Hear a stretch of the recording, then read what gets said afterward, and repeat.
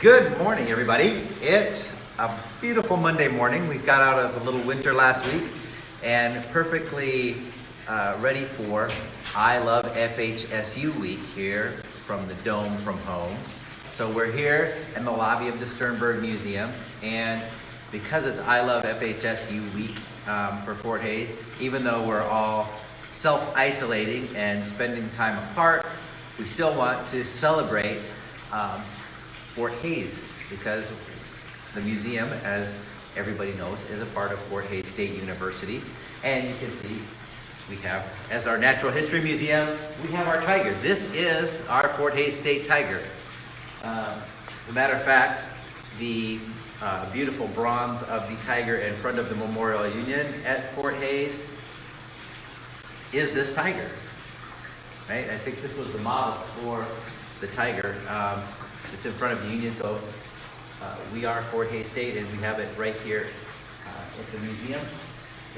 Fun things, though, is that Fort Hays is really an awesome place because there are not very many universities that are our size that have natural history museums on a scale like we have here. It's really very cool, very awesome.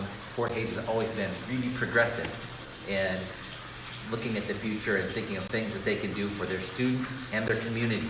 And that's one of the things why I love FHSU, because they have the Sternberg Museum.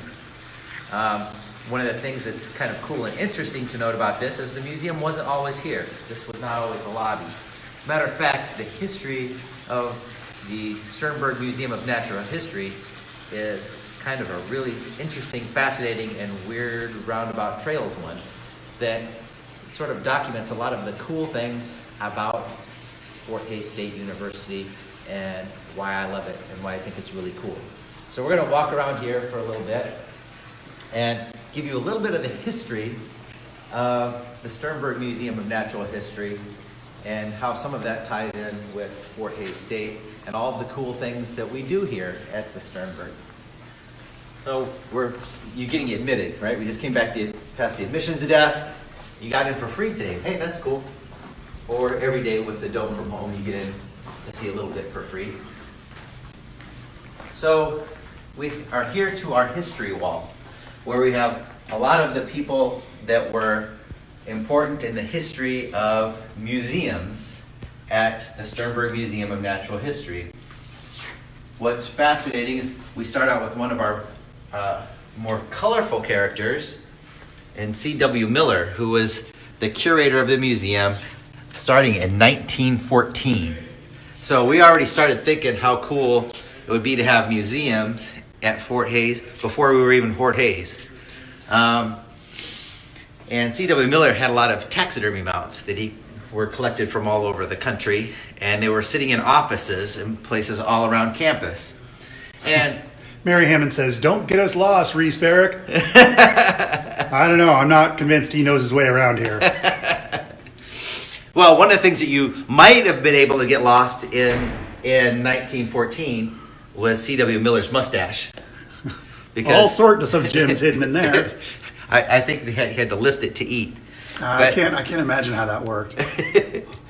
But one of the first the beginnings of collections of museums at the university, all the way back in 1914.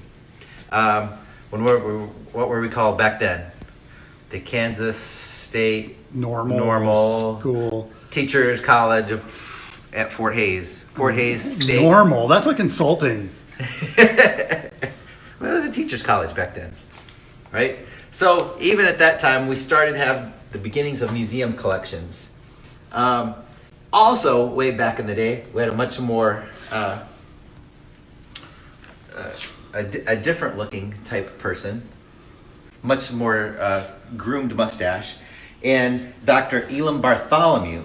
Now, Dr. Bartholomew was a pioneer out here and lived north of town, and he had his own little bitty herbarium. You know, I find this suspicious because the more I notice, he looks a lot like Dr. Thomason. We'll get to Dr. Thomason, but here's Dr. Thomason. Dr. Bartholomew, and I don't know, time traveler? He planted himself here in Kansas, collecting plants and all sorts of things all around in Kansas, but he traded plants, as did a lot of sort of scientists back in the day, with people all over the country. So he made a really amazing collection and created an herbarium, which he was then hired by Fort Hays State and became the curator of the herbarium. And at the time, there was a botany department. Outside of biology, there was a separate botany department, and that's where the herbarium came from. So what is an herbarium? For those of us who are not botany people. What is an herbarium? Let's take a look. You want to come take a look at an herbarium? Like, you know, to me it sounds like something you would have for your cooking needs. You know, that's where Pretty good. where you keep all your herbs. And you keep, well, he had lots of fungus that he collected. Major rust collection. But when you come into an herbarium, let's see if we can open something up. What do you find? You find Paperwork. Or hopefully you find plants. So basically, you find all sorts of plants. Black Hills State College herbarium. Interesting. So we get plants from all over the country that have been collected for quite some time, since since the 1800s, late 1800s. Dr. Bartholomew wasn't hired until early 1900s. So we had a botany department with an herbarium starting on campus in 1920 something, I think. Well, it's almost a century's worth of history just in that department alone. Exactly. So one of the keys is C.W. Miller had stuff in different offices around campus. Dr. Bartholomew had an herbarium in a botany department. So there were two separate places on campus. Oh, look at this.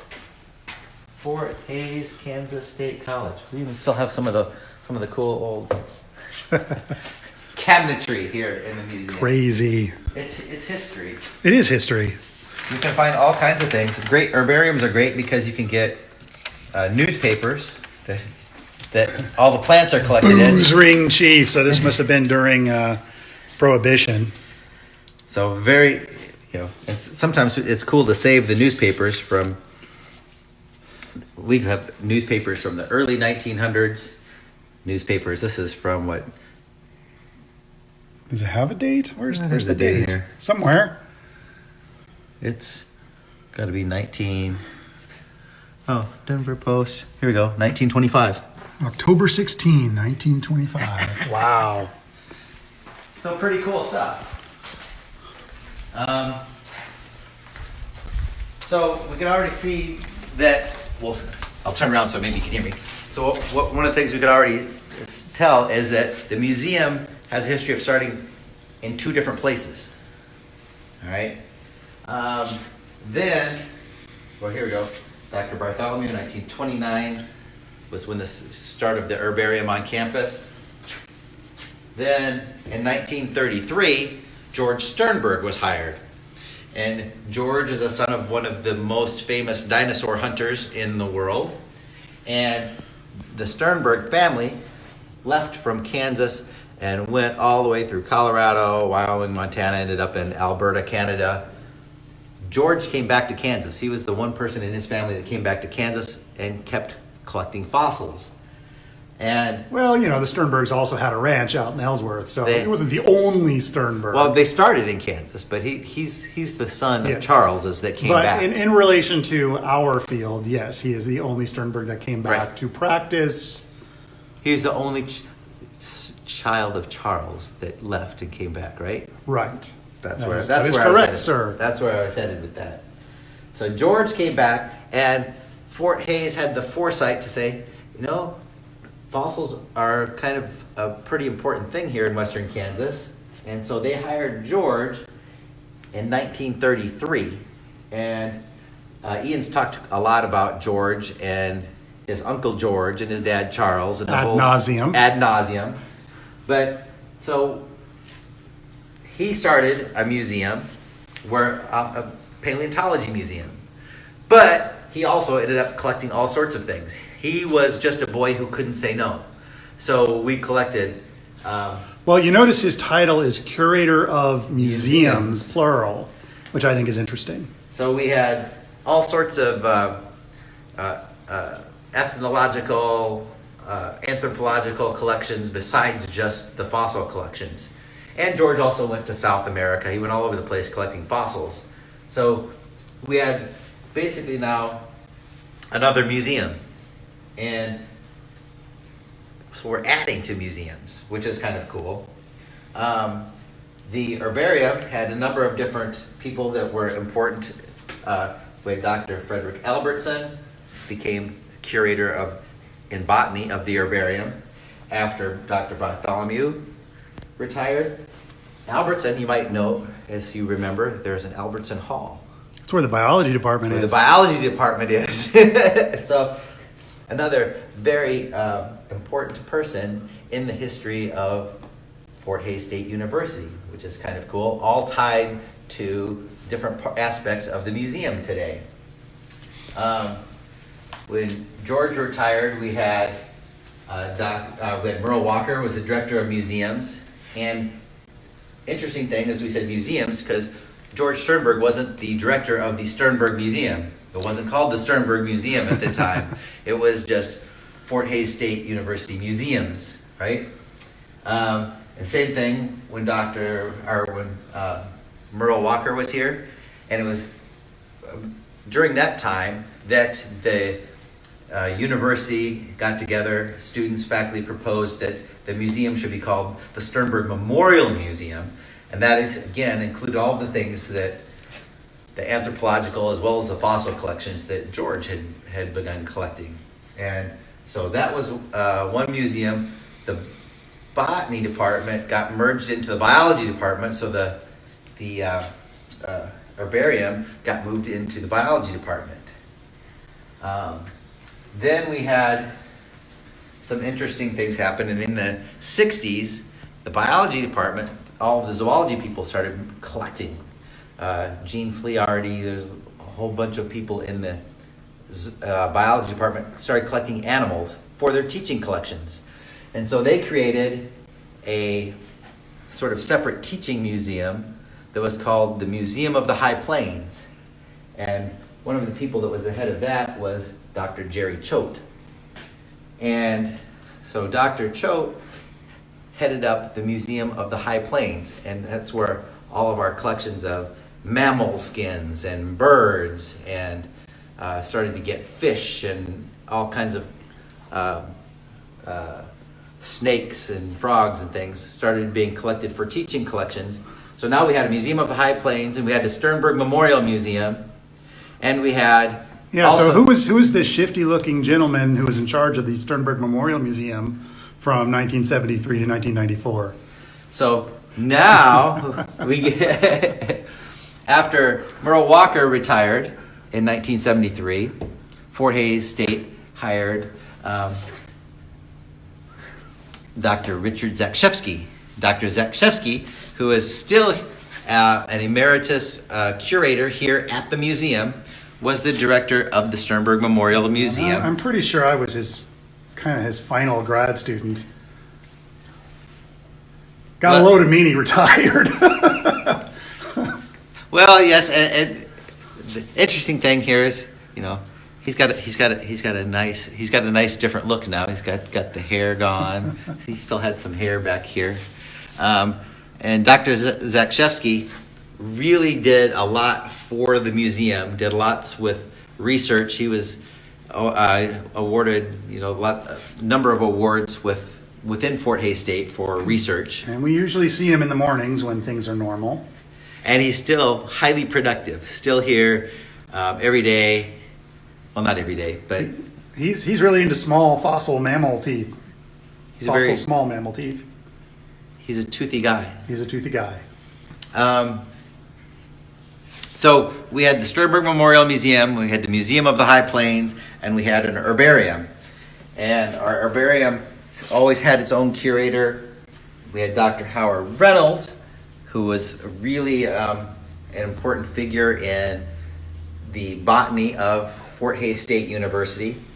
And as a matter of fact, Dr. Reynolds had a student named Joe Thomason, who got his degree working with Howard, then went off to Iowa State, I believe, and got a PhD with paleobotany and botany, and he came back to be the curator of the herbarium following Dr. Reynolds' retirement.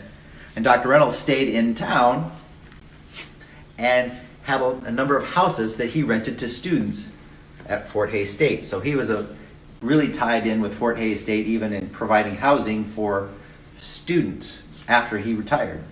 And as a matter of fact, those houses, he put in his will that he gave to the Sternberg Museum of Natural History to help us with continuing to fund the herbarium and anything to do with research or education that deals with plants.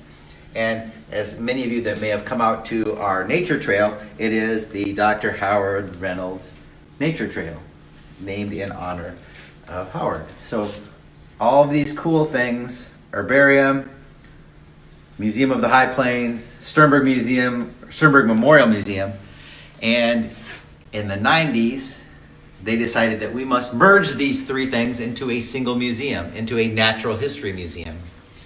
And that happened in 1994, and So Dr. Choate, it's it's interesting because he was the director of the High Plains Museum of the from High Plains. 73 to 1994. And then At the same time, Dr. Z was the director of the Sternberg Memorial Museum from 73 to 94. Then he became director of museums, plural, from 1980 to 94. Then he became director of the Sternberg Museum of Natural History from 1994 to 2009. So, Dr. Choate oversaw the move of the museums, the Museum of the High Plains and the Sternberg Memorial Museum, out here to our present location in 1999, where we opened up our beautiful facilities here in the Dome. So we have the Dome from home because Dr. Choate helped move everything and create this museum here. So when did you start? I didn't start until 2009. 2009. So after Dr. Choate, you came along. Now, Right. Were there things that needed to be done when you came along? No, it was all perfect. Not buying it. But, one other person that we have to acknowledge that was hugely important in the museum being here where it is, and that's Dr. Ed Hammond, who was the president of the university during this time.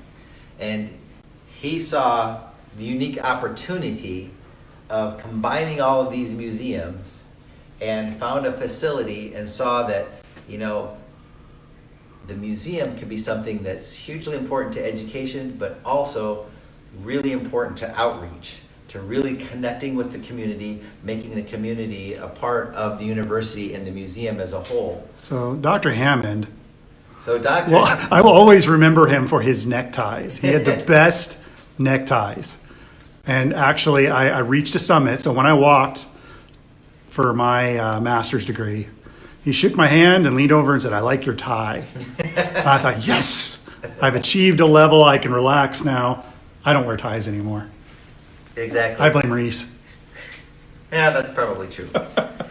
But so anyway, I think it was just the idea, the impetus for creating one museum and getting it out here to where it is today is really the brainchild and all of the work and energy of Dr. Hammond to make this happen. So we have to be very, and plus the fact, Dr. Hammond is watching. plus the fact he hired me. So, that was probably one of his biggest things that, he had done in 2009, right?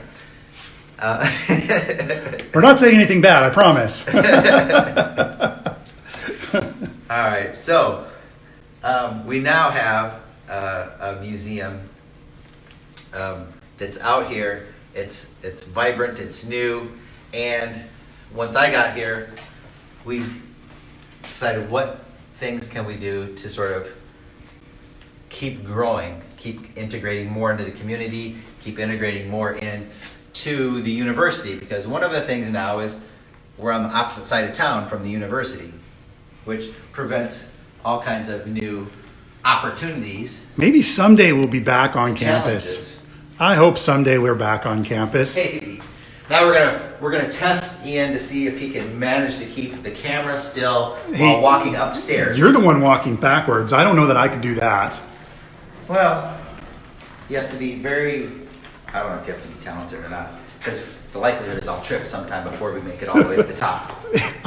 If you don't, I will. But at least I'm Because not. I'm trying to keep an eye on you and Exactly. where you are in the camera and walk upstairs. And walking for me just at a normal day is a little bit questionable Bit of a sometimes. So, one of the things then that another place that we want to acknowledge is that once we moved out here, things continue to grow and grow in lots of fun directions. One of the things that we've been able to do in the last few years is we had to hire somebody once Dr. Zakshevsky retired, and we hired Dr. Laura Wilson as our paleontology curator.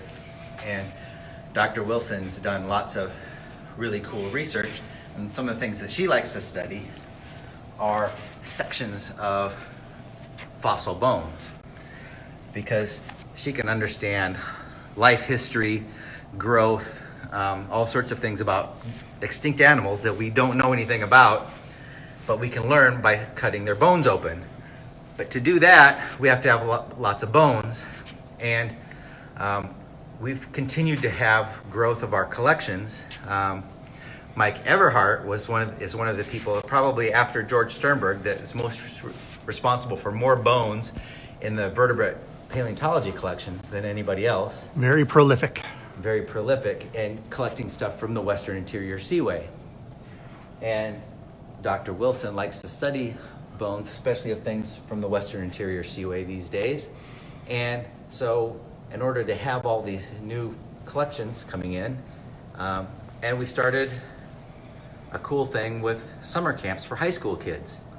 So we decided that, hey, we need to do more stuff, not just for the young kids in the elementary, but we need to broaden and do things for middle school kids and high school kids to keep their interest in science and to keep their interest even in Fort Hays State. So we could become a recruiting arm a little bit for the university.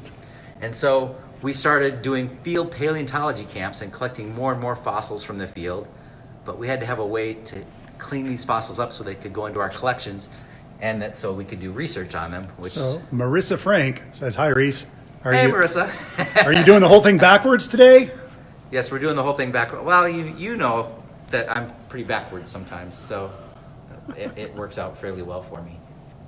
So to help with processing the fossils for Dr. Wilson's research, we could also use it because we can get lots more students involved out here at the museum. And we created a fossil prep lab with the help of the Dane G. Hansen Foundation and the Oceans of Kansas Fossil Prep Lab with the help of Mike and Pam Everhart. So we have this really amazing, state-of-the-art, up-to-date fossil prep lab, which has been added in the last 2 years. So continual growth, and this is sort of showing that the exciting things that we've got going on today, tied with the things that have made us famous in the past. Just have to turn around and see the fish within a fish, collected by George in 1952. So Fort Hays State has had a visionary, exciting time with museums, and there's really no other universities our size that really jumped ahead and dove into creating museums and essentially then a large natural history museum that really serves the community like we do. If you really want to think about it, we want to toot our own horns of how much we love Fort Hays State University. We have in our outreach, our Facebook, we're up to almost 7,500 followers, or almost 8,000 followers, and we're like almost double that of the KU Museum of Natural History. So we do more with Kansas and Western Kansas than any place else in the country, and it's very exciting. It's why I love FHSU. It's great to be here, and I think everybody should be excited and proud of what the university has done all the way back from 1914 to now, and having sort of the vision to have a very cool community-connected museum. What else do we have out here, Ian, besides this stuff at the museum? What else do we have out here? Yeah. When we moved the museum out here, what else did it come with? All sorts of stuff. That was where I was trying to lead you to when I said, hey, what did you do when you got here? What did I do? Well, what did the museum do when you arrived? There was a restructuring of sorts, a redefinition maybe, a rethinking of a mission statement possibly. We might have had a redefinition of a mission statement, which moved a little bit from strictly research-centered with graduate students to more community-centered, to develop an appreciation of Earth history. And the evolutionary forces forces that impact that, thank you, evolutionary forces that impact it. I was going to say evolutionary, I don't know, I can't speak anymore. This is why you're doing the talking this morning. I see. My coffee has yet to kick in. So the questions you want to... A restructuring, says Marissa Frank. Oh man, somebody is learning from you. Man, I don't know. That is a next level dad joke right there. That's pretty impressive. Dinosaurs. We've done lots. Oh of no, things I guess here. we'll do that. We'll do that this Yeah, we'll do afternoon. that this afternoon. Do you want to go outside this afternoon? Or you want to do that now? Oh, let's wait until the afternoon. Okay, we'll go outside this afternoon. Hopefully the weather will cooperate. That's right, we'll do it. Okay. So, Logan says he was never able to see the completed lab before he left. Just a hole in the wall would become the lab. Well, it was kind of started out as a hole in the wall, honestly. but one of the things, yes, that It's very nice, Logan. It's really cool. it is I'm really nice. always impressed when I go in there. I wish I could hang out in there more. One of the things that we do have a lot more of these days is we have a little bit of a museum here because we have rattlesnakes of the United States. Various sorts throughout. We have every rattlesnake species of the United States. We've got bringing fossils to life. We've got tortoises Hi, tortoises. with our fossil tortoises. Hi, not alive tortoises. So there's lots of change. That's one of the fun things that's fun to do out here is to keep things changing, adding new programs. Well, and adding new speaking exhibits. of things that are changing, I'm Ian. In case you haven't figured that out, I'm the education outreach manager here at the museum, and ordinarily this is our gangbusters time for doing in-house programming as well as going out on the road and delivering programs out to our surrounding communities. This is a time of year we definitely have often 2 to sometimes 3 school groups coming through every day. So that's several hundred kids through in an afternoon. So right now, we're experiencing something unique that we haven't really experienced in about a century. And like the rest of Fort Hays State University, the museum will... We're turning around here since Ian's talking. Since I'm talking, now you got to look at me and There we Can't go. make faces at you. As I was saying, just like the departments on campus, proper at the university, the museum is going to rise to the challenge of this weird time we're living in, and we will find a way to reach out to the community. We are working on that now. We will continue to deliver programming and education to the best of our ability via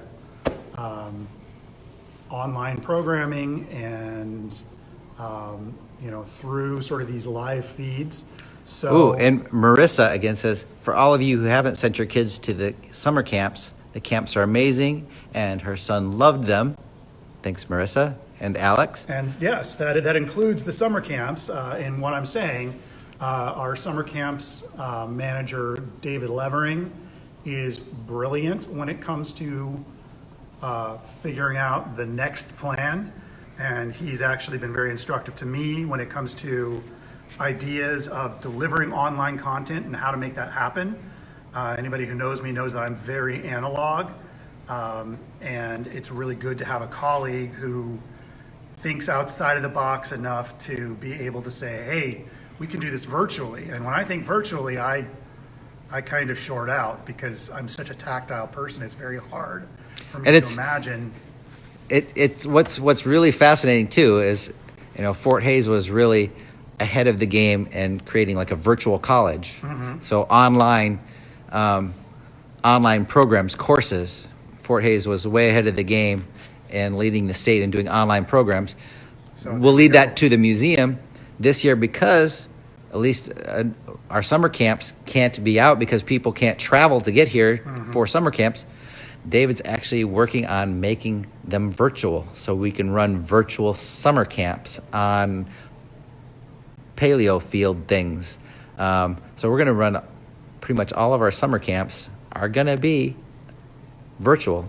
And then when we're going to learn from that, I will begin delivering my outreach programs virtually as well.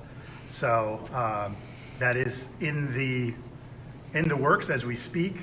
In the meantime, we're stumbling along with the low-tech version of that right now. So there we go. We'll be working on getting things higher tech, but we're excited. And it sort of ties all of the things that make Fort Hays special. Things that make the museum special are things that also make Fort Hays special, of really being able to adapt quickly to a changing environment and keep bringing you great content, whether it's here at the museum or whether it's on campus. So there's many reasons to love Fort Hays, and I love Fort Hays Week, and Go Tigers. the museum is one of those. So I think, really, this afternoon, Ian's going to continue with I Love Fort Hays Week here at the museum, and we're going to talk about some more things, and we might sneak outside to even see our nature trail. So, until then, I'm Reese. I'm Ian. And we love Fort Hays, and We do indeed. we will see you this afternoon for the Dome from Home. Have a great morning and afternoon. We'll see you at 2 p.m. Central. See you at 2.